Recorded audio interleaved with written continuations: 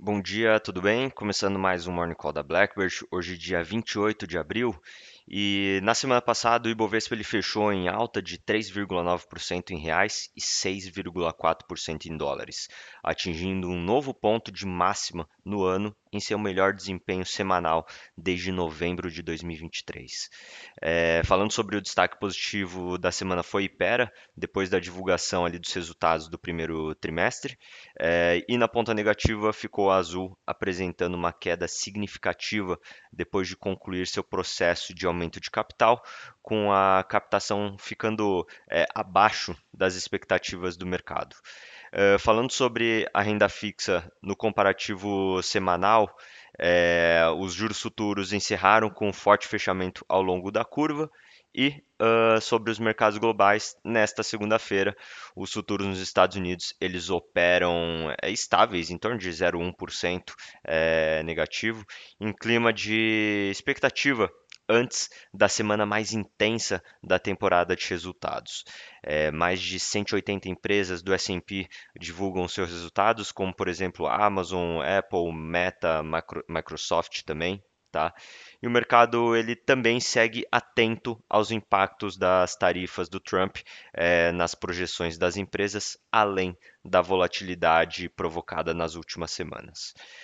Falando sobre as treasuries, elas operam próximas da estabilidade, enquanto o mercado ele aguarda dados importantes também de inflação nos Estados Unidos, referência, né, ali para o Fed. Na Europa, as bolsas elas operam em alta, em torno de 0,6%, puxada pelos setores de turismo e bancos, principalmente por conta de resultados na região. Os investidores também monitoram os dados de PIB e inflação da França e da Alemanha previstas para essa semana.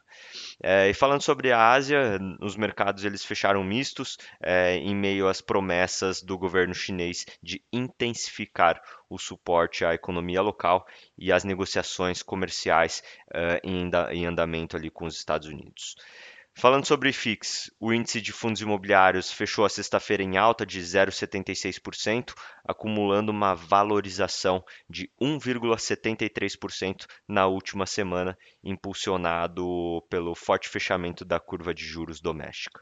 E comentando sobre a economia, o secretário do Tesouro nos Estados Unidos, o Scott Bessent, ele afirmou neste fim de semana que não tem conhecimento de negociações comerciais entre Estados Unidos e China e que estejam em andamento, como alegou o presidente Trump.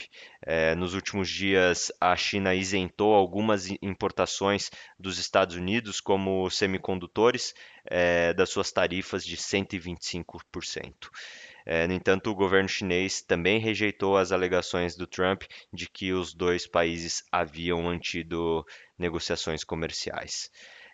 Semana importante de indicadores nos Estados Unidos, PIB, emprego e deflator dos gastos de consumo, né? O PIB também, inflação também na zona do euro e decisão de juros no Japão. E aqui no Brasil, o destaque de hoje são os números da balança de pagamentos de março. As contas externas brasileiras se deterioraram, né, desde o início, desde do ano passado, né, na verdade, impulsionadas pela demanda interna aquecida, o que contribui para o enfraquecimento da taxa do câmbio. A semana também traz os resultados do emprego na quarta-feira, chave, né, para as próximas decisões de juros do Banco Central. Bom, vamos ficando por aqui. Muito obrigado. Bom dia.